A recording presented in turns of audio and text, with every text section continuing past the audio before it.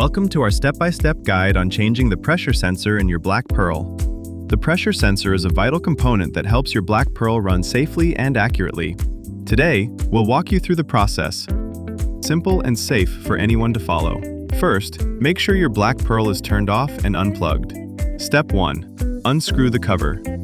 Using a screwdriver, gently unscrew each of the screws holding the cover in place.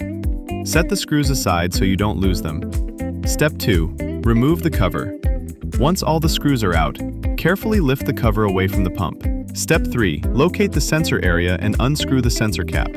Use your screwdriver to unscrew the sensor cap, turning it gently until it comes loose. Step 4. Pull out the old sensor.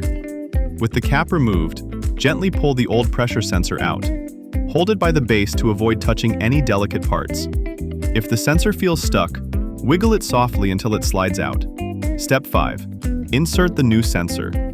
Take your new pressure sensor and align it with the slot where the old one was. Push it in until it sits securely, making sure it's not crooked or loose. Step 6. Put the sensor cap back in place. Place the sensor cap back over the new sensor. Screw it in gently, tightening it until it's snug but not overly tight.